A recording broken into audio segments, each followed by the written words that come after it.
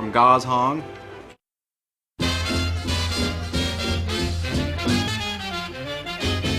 Hey everybody, this is my 6th attempt at recording this video, so in the words of my ex right before sex, let's just get it over with. Ozpin is based off the Wizard of Oz, and surprise surprise, he's also the wizard from the Four Maidens fairy tale. I'm not sure if those statements are true. Did I also mention his semblance probably has something to do with time? Maybe that's why he likes to hang out in that giant clock. Maybe I'm crazy. Or maybe I was leading to a Mabyelline joke, but I realized I was above that. Also, if it's not completely obvious already, the song Divide is practically a message from Salem to Ozpin.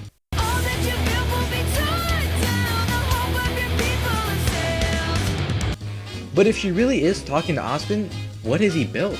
Well, my shit theory revolves around two ideas. Number one, he's the one who stopped the War of Remnant 80 years ago, and number two, he's the one who ordered the construction of the Huntsmen academies. Therefore, he built the peace humanity has enjoyed since then, and he built the academies to maintain that peace.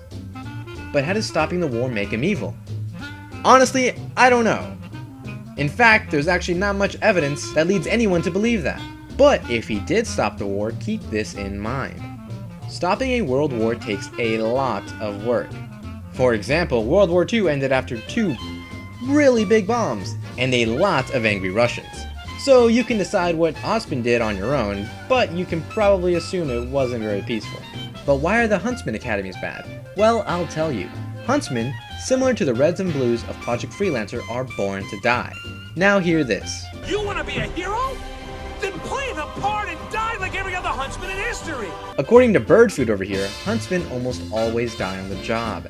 I don't know about you, but I'm getting a very Survey Corps feel from these guys. But don't take my word for it, listen to this.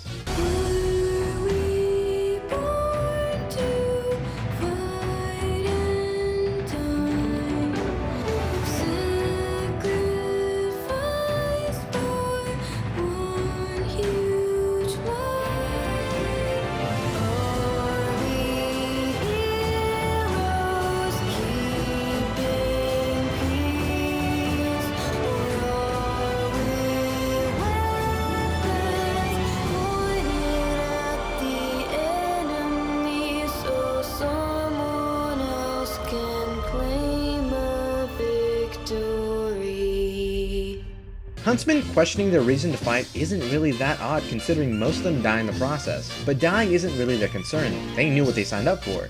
It's why they're dying that really worries them. Are they dying for humanity? Or is Ozpin just hiding more fairy tale characters behind a curtain somewhere? Think about it. When one fairy tale turns out to be true, it's safe to say that the rest are in desperate need for some re-evaluation. But before we go any further, let's look at the final song lyrics of the day.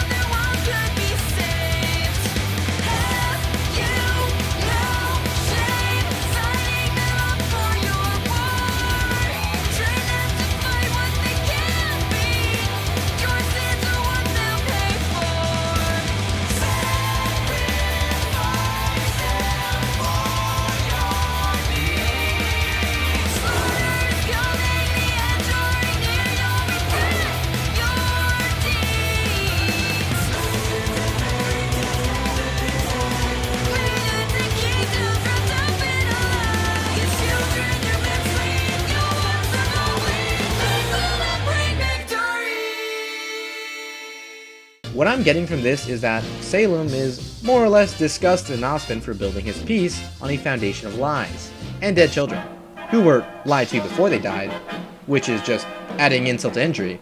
So, I mean, that's a dick move on Ozpin's part. Now, I'm no pediatrician, but I think we're all in agreement when I say dying is not good for them.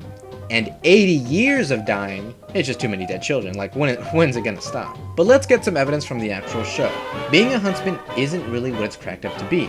In fact, from what I've just told you, it's a suicidal occupation. Like being a porn star.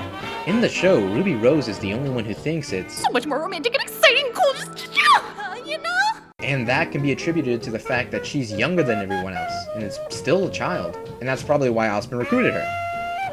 I think he has a thing for children. Anyway, when it comes down to it, Ruby Rose is really similar to Eren from Attack on Titan. both have dead moms, both have stepsisters that everyone else wants to bang, and both are fucking insane. No one else in RWBY is training to be a huntsman because they want to be. They do it because they more or less don't have any other choice. Pyrrha was born a talented fighter, so she decided being a huntress was her destiny. And if she wasn't so obsessed with showing her cleavage, she probably would have lived to see that day. Blake believes it's the only way to atone for her sins and maybe stop the White Fang. And probably to escape her overly touchy boyfriend. Get a room! Weiss believes it's the only way to bring back honor to her family name after her father soiled it, which, by the way, caused her to have a shitty childhood and develop some borderline racist ideals. Real sneaky, Monty. Her first name is White, and it's in German. Finally, what I got from Jean's arc in Volume 1 is that he's only training to be a huntsman because his father, and his father's father, and his father's father's father, and so on were all warriors, and he's pressured into being one too. So, in conclusion, Ozpin gives children anxiety and early deaths. Not to mention he probably has a non-fictional fairy tale for every 3 dead students. So, there's that. But is he evil? Well, how about you ask all those dead teenagers? Oh wait, you can't. That's right. Because they're not real. I bet you thought I was gonna say it's because they were dead. Well, they are.